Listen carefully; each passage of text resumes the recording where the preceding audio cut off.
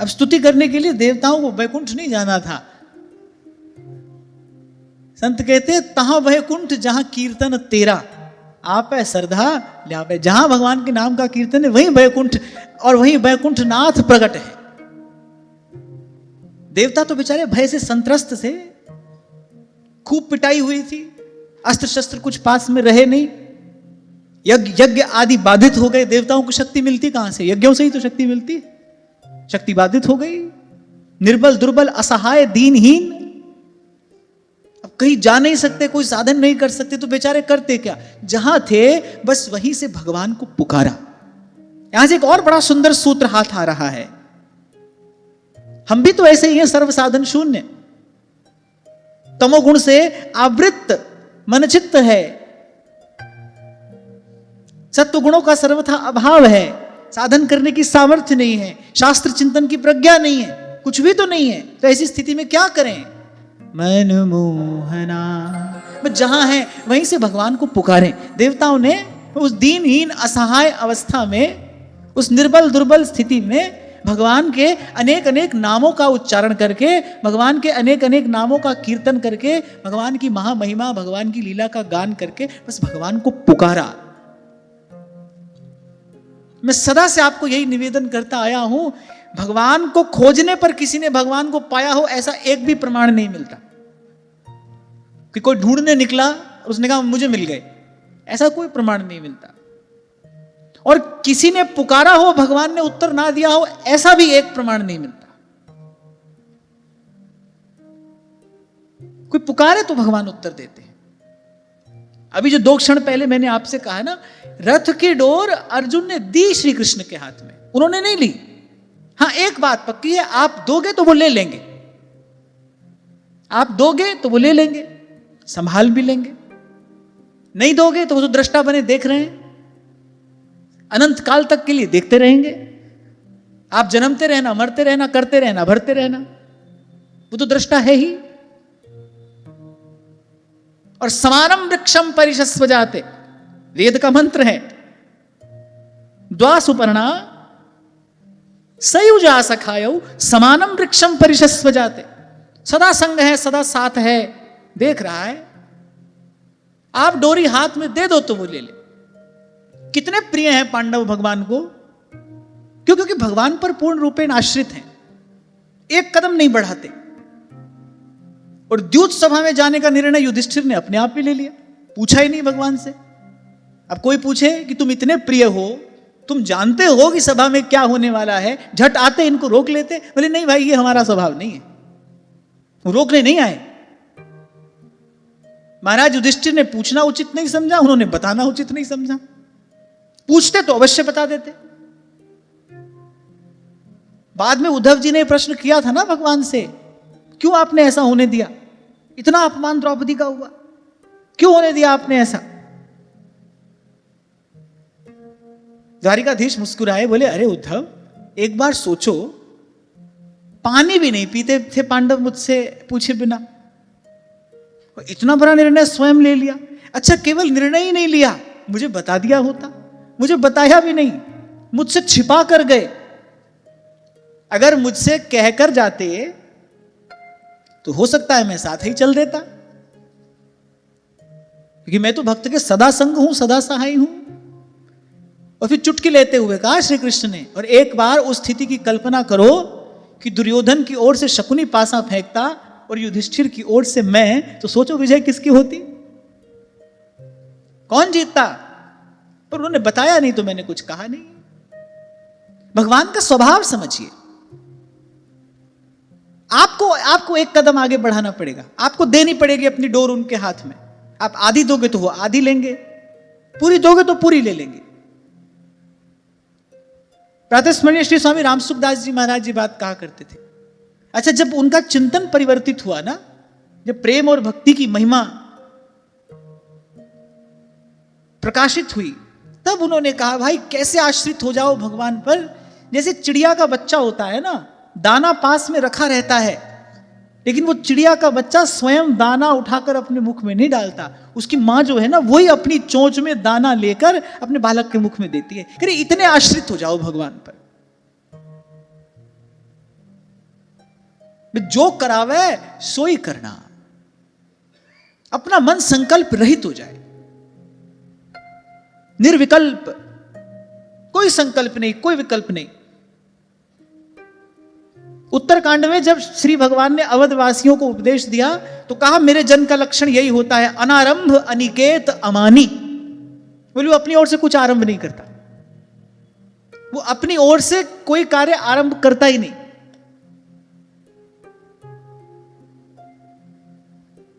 और यही सार स्वरूप बात महाभारत के युद्ध क्षेत्र में भी भगवान ने अर्जुन को समझाई। निमित्त मात्रम भव सव्यसाचिन। तू कठपुतली बन, डोर मेरे हाथ में दे। आपको एक छोटा सा उदाहरण दिया था मैंने, सितार बजाने वाला सितार बजाता है, तार को कहां छेड़ना है, कब छेड़ना है और कितना छेड़ना है, इसी से ही तो संगीत उत्पन्न होता है। यही तो उसका नैपुण्य है, यही तो उसकी कला कौशल है कि एक एक तार को कब छेड़ना है, कहां छेड़ना है, कहां छेड़ने से कौन सा स्वर उत्पन्न होगा, वो राग के अनुकूल होगा कि नहीं, कहीं वो राग को विरूप तो नहीं कर देगा, वो विवादी स्वर तो नहीं होगा कहीं। एक स्वर को, तार को कब छेड़ना है, कहां छेड़ना है, और बड़ी महत्वपूर्ण बात होती है कि तार को कितना छेड़ना है। थोड़ा सा कम या अधिक हुआ तो भी स्वर से विस्वर हो जाएगा। यही उसकी कला है। अब आप सोचो कि थोड़ा थोड़ा सितार अपने आप बीच में बोलने लगे तो कभी किसी भी स्थिति में संगीत उत्पन्न नहीं हो सकता।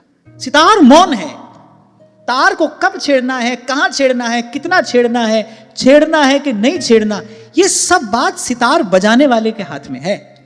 यही संकेत भगवान ने कहा कि निमित्त मात्रम भव सव्यसाचिन। अर्जुन तू मेरी लीला में उपकरण बन, तार कब छेड़ना है, कहां छेड़ना है, कितना छेड़ना है, ये मुझ पर छोड़। फिर देख तेरे जीवन से कैसे अमर संगीत प्रकट करता हूं मैं। और जिन जिन भक्तों ने ये किया उन भक्तों की गाथा आज तक हम गा रहे हैं, अनंत काल तक हम गाते रहेंगे। सब पुराने पड़ जाएंगे, ना भगवान पुराने पड़ेंगे ना भगवान के भक्त पुराने पड़ेंगे। जिन्होंने डोर दी भगवान के हाथ में, जिन्होंने अपने जीवन को यंत्र बनाकर। अब आप पूछो कि भाई जब सब भगवान करेंगे तो फिर साधन की आवश्यकता क्या है? नहीं, यंत्र भी तो बजाने के अनुकूल होना चाहिए। तार भी जितना कसा हुआ होना चाहिए उतना ही तो कसा हुआ होना चाहिए, ना कम ना अधिक। हम क्या करें, हमारा कार्य क्या है, हमको क्या करना चाहिए? हम तो बस अपने सब तार कस के और उस बजाने वाले के सन्मुख रख दें, फिर वो बजाए, फिर इस जीवन से संगीत प्रकट हो। नहीं तो शोर है। आप और मैं देख ही रहे हैं, भीतर भी शोर है और बाहर भी शोर है। नहीं तो शोर है। इस जीवन से तृप्ति का, संतोष का, आनंद का, आह्लाद का, भक्ति का सुमधुर अमर संगीत प्रकट हो, इसकी विधि तो यही है। हमको ये बात अपने हाथ में नहीं लेनी। इसलिए दो पंक्तियां मुझे बड़ी प्यारी हैं, बड़ी प्यारी हैं। जो करावे सोए करना, जो करावे सोई करना।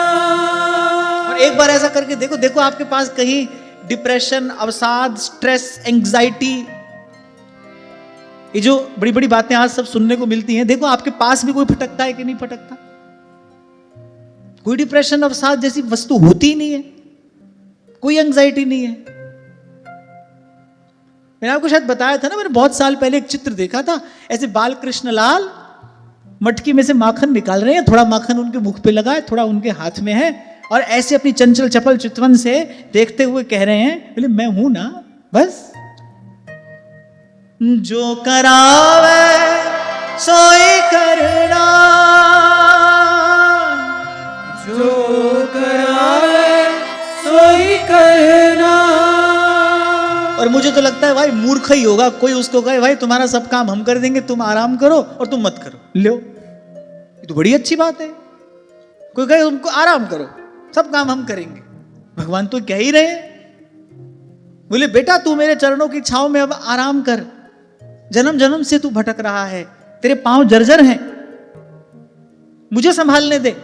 अरे तू तो जन्म जन्म से भटक रहा है, इन संसार की गलियों में, कभी ऊपर कभी नीचे और कभी उससे भी नीचे। किस किस योनि में तूने जन्म लिया है, कब से तू भटक रहा है। अरे अब संत सद्गुरु की कृपा से तू मेरी शरण में आया है, अब तू आराम कर, अब तेरा कार्य मैं करता हूं, अब तेरे रथ की डोर मैं अपने हाथ में लेता हूं। और ये तो विश्व विदित है भाई, जब डोर उन्होंने अपने हाथ में ली, लागन नहीं देत कहूं समर आँच ताती, लागन नहीं देत कहूं समर आँच ताती। महाराज वाणी में कहते हैं, चौगिर्द हमारे रामकार और दुख लगे ना पाई, तत्तिवाव न लगई पार ब्रह्म सरनाई, तत्तिवाव न लगई पार ब्रह्म सरनाई। आप पता नहीं इस बात को मानो ना मानो, पर मैं आपको बिल्कुल सत्य कह रहा हूं, वैसे भी यहां से झूठ कहा नहीं जा सकता। मेरे जीवन में कभी कभी कल का प्लान नहीं बनाया। व्यक्ति सोचता है ना, बड़े बड़े प्रोजेक्ट्स होते हैं, ये करेंगे वो करेंगे, ऐसा करेंगे वैसा करेंगे, बस एक ये काम कभी नहीं किया। और प्रभु कृपा करे हमको आगे भी बस ये नहीं करना, जो करावे सो ही करना। और अब तक तो देख रहे हैं भाई, हमारी सामर्थ्य, हमारी योग्यता, हमारी पात्रता सब उससे अधिक ही हो रहा है, कम नहीं हो रहा है। तो अब देवताओं की बुद्धि ठिकाने आई, उनको लगा भाई कहीं और से काम नहीं चलेगा, कहीं और से हमारे कार्य की सिद्धि नहीं होगी, अब सब सहारे छोड़कर भगवान की ही शरण में जाना चाहिए। तो बेचारे जहां थे बस वहीं से बड़े करुण स्वर में भगवान को पुकारा। अच्छा, बड़ी सुंदर स्तुति देवताओं ने की है। श्रीमद् भागवत में अनेक स्तुतियां हैं, पर महाराज जी ये जो स्तुति है वृत्र के प्रसंग में, देवताओं ने इतनी सुंदर और करुण स्तुति भगवान की है। आगे भगवान स्वयं कहेंगे कि तुमने केवल अपनी स्तुति से ही मुझे प्रसन्न कर लिया। ये जो इतनी सुंदर सुंदर बातें तुमने कही ना, भगवान ने कहा मेरा मन प्रसन्न हो गया। क्योंकि वैसे भी पूजा अर्चना यज्ञ याग आदि करने के लिए तो उनके पास कुछ है नहीं, श्रीहीन है वो।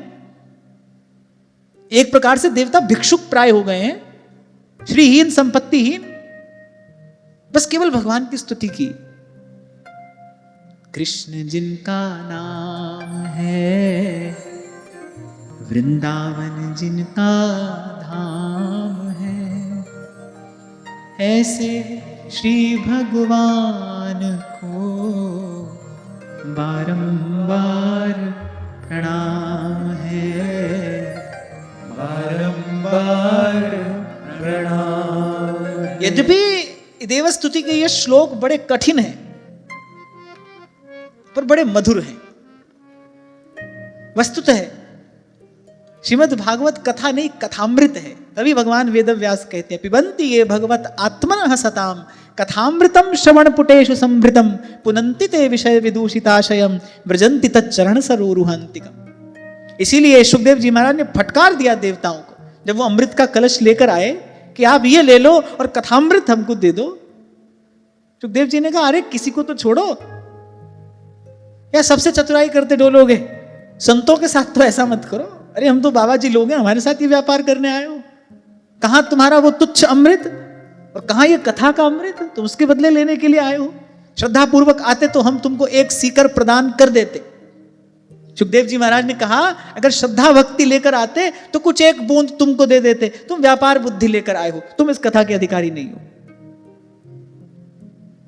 इसलिए सावधान, कहीं मोल तोल हो ना, कहीं पहले से मोल भाव हो, मोल तोल हो, भाई इतने में कथा होगी, ऐसे कथा होगी। निश्चय जान लेना, कथा नहीं होगी, कुछ भी हो वहां कथा नहीं होगी। कथा सारस ततो गतः। ये तो श्रीमद् भागवत के आरंभ से भी पहले की घटना है। सुखदेव जी महाराज ने कहा, श्रद्धा विश्वास लेकर आते तो कुछ एक बूंद हम तुमको दे देते, पर तुम व्यापार बुद्धि लेकर आए हो। ये वस्तु ले लो, इसके बदले कथा दे दो, ये कथा का अमृत हमको दे दो। इसकी तुलना भी किसी वस्तु से की जाती है? अरे ये तो कृपा प्रसाद है। हृदय में श्रद्धा भरकर अंजलि पर मस्तक किए और विनय भक्ति के साथ ये प्रसाद इस प्रकार झुककर संतों गुरुजनों से प्राप्त किया जाता है। इसको खरीदा नहीं जाता है। ये कथा जो है ये क्रय विक्रय का विषय नहीं है, ये खरीदने बेचने की वस्तु नहीं है। फटकार कर भगा दिया सुखदेव जी महाराज ने। और जब इन श्लोकों का, और मैं कहूंगा कि इन मंत्रों का जब दर्शन करता हूं, जब गुरु कृपा से, भगवत कृपा से उच्चारण करता हूं, तो लगता है वस्तुतः श्रीमद् भागवत अमृत ही है। इसका एक एक श्लोक अमृत बिंदु है, भव भंजन करने वाली ये अमृत धारा है। स्तुति की देवताओं ने।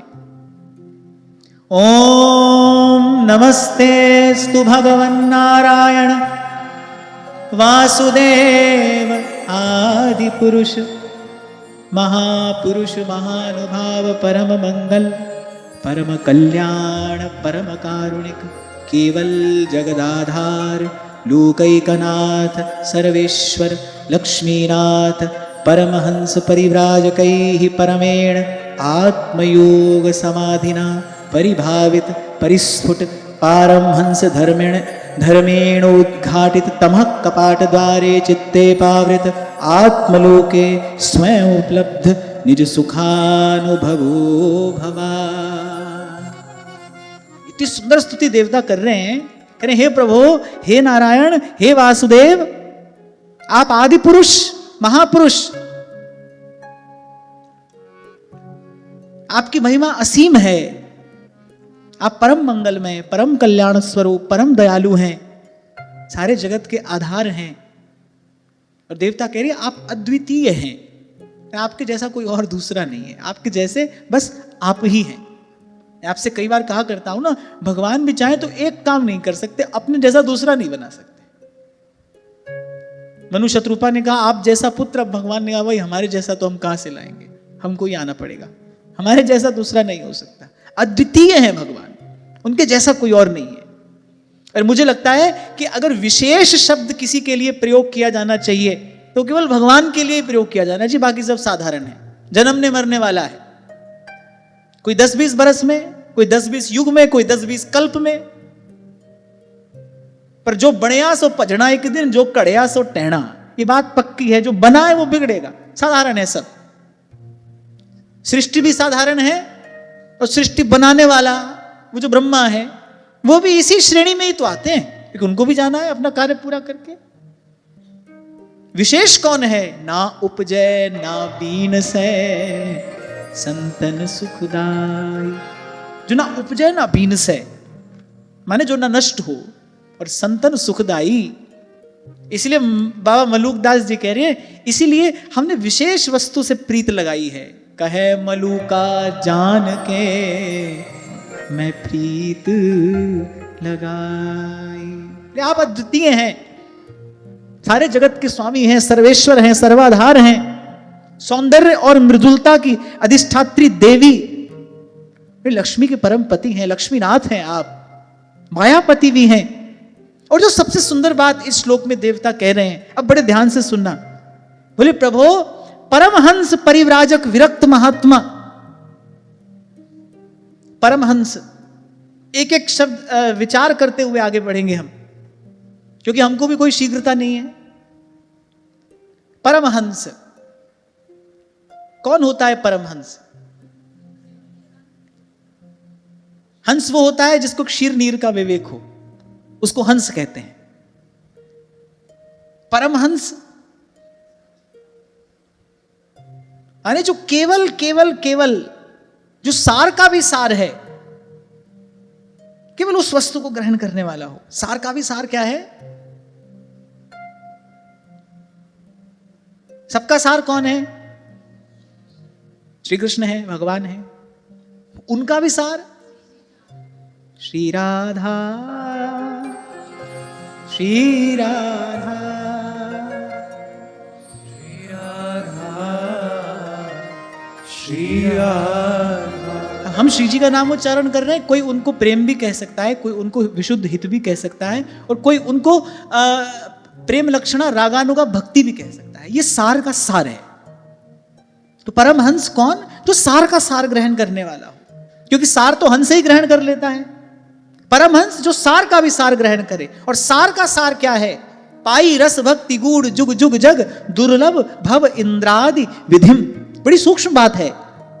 और फिर कहा विरक्त, सहज ही विषयों से जिनको उपरति हो गई है, और केवल सांसारिक लौकिक विषयों से नहीं, अलौकिक विषयों से भी जिनकी सहज उपरति हो गई है। बोले ऐसे महात्मा जब आत्म संयम रूप परम समाधि से भली भांति आपका चिंतन करते हैं, यहां देवता भजन की विधि बता रहे हैं, सब ओर से मन समेट कर काहे रे बन खोजन जाई, काहे रे बन खोजन जाई, सर्वनिवासी सदा अलेपा, सुए संग समान, पुहुप माही जुबास बसत है, मुकुर माही जो छाई, तैसे ही हरि बसे निरंतर, घट ही खोजो भाई।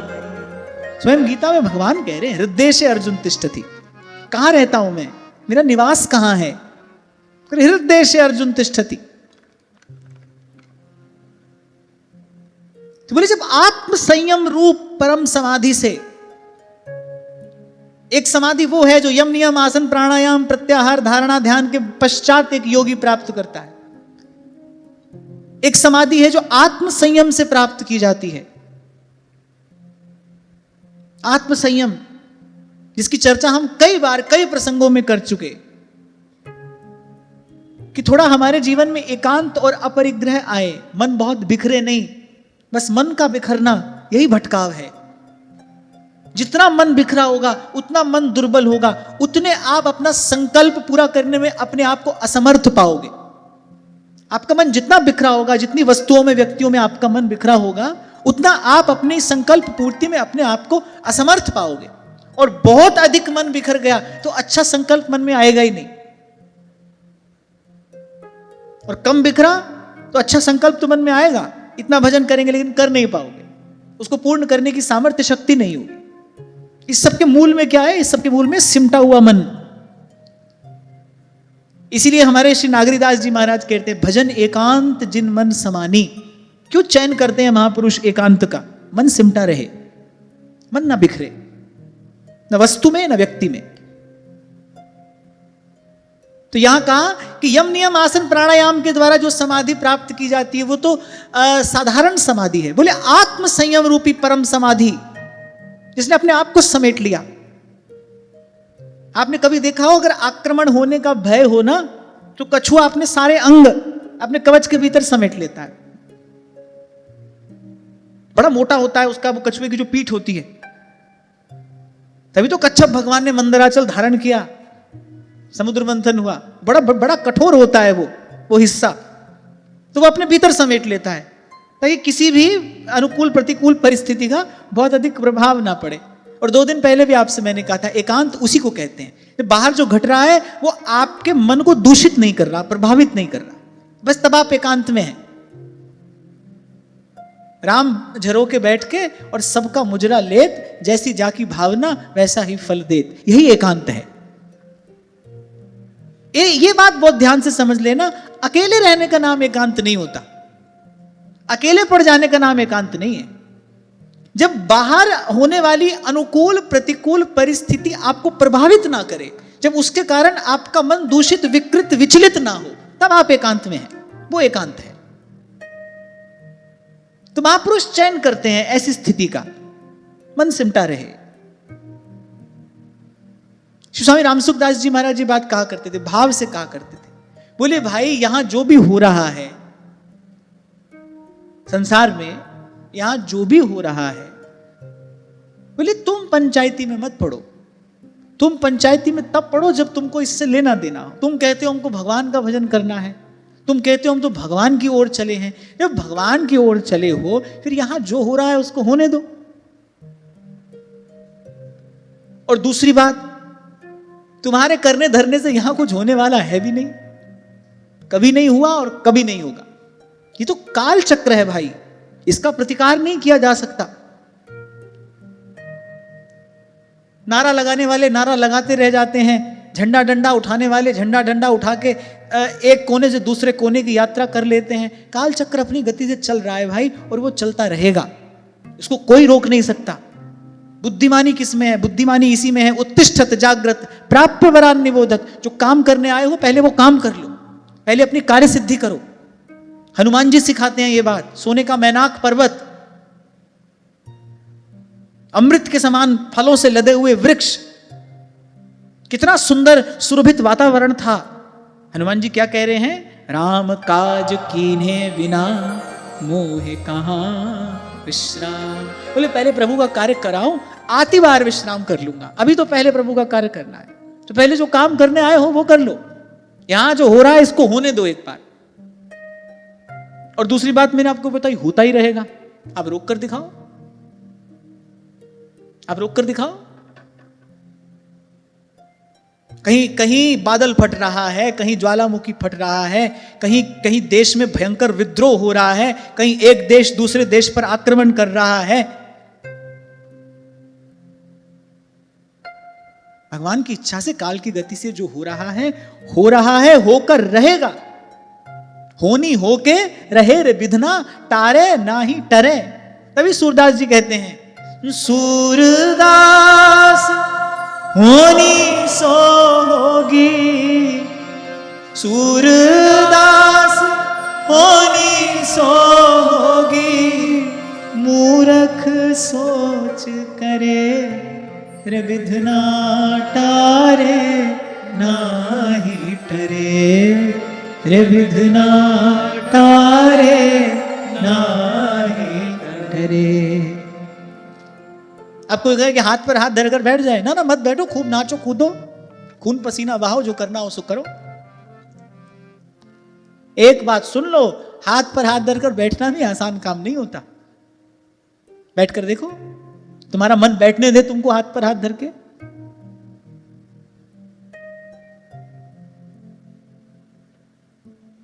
संभल कर सुनना, निगाह भगवान के कार्य में आप निमित्त बनो।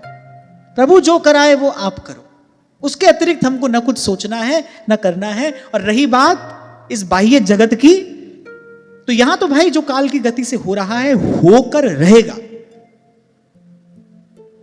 कितने लोगों के मन में यह प्रश्न था कि क्या श्री कृष्ण चाहते तो महाभारत रोक नहीं सकते थे?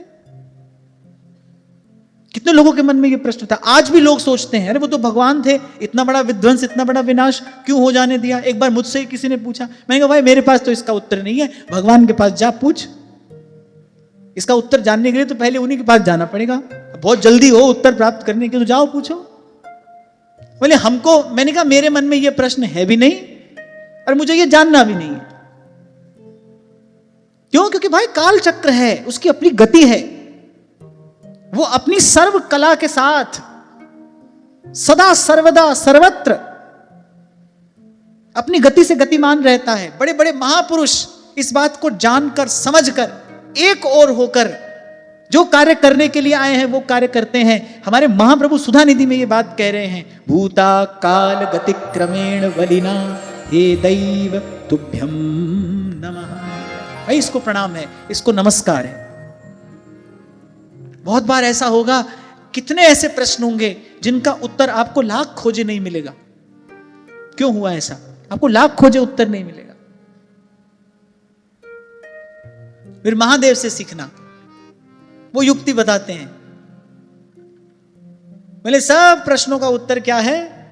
होई जो राम रचि राखा, को कर तरक बढ़ावहि साखा। हाँ, लेकिन इसमें एक दूसरी बात और सीखने की है।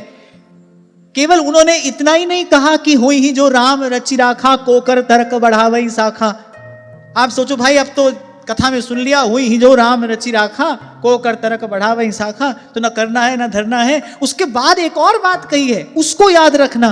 अस कह जपन लगे हरि नामा। भाई जो यहां हो रहा है वो तो होता रहेगा, अपन क्या करें? राम सिमर राम क्योंकि आधी बात सुनोगे, little knowledge is dangerous thing, अधूरा ज्ञान खतरनाक होता है। कहीं आप केवल ये आधी बात सुन लो, भाई हुई जो राम रची राखा वो कर तरक बढ़ा वही साखा, अब तो कथा में भी सुन लिया, अब क्या करना है, ना उसके बाद भी वो कर रहे हैं, क्या कर रहे हैं, अश्वत्थ वृक्ष की छांव में बैठकर अस कह जपन लगे हरि नामा। पहले भाई भगवान की लीला जो हो रही है होती रहे, अपन तो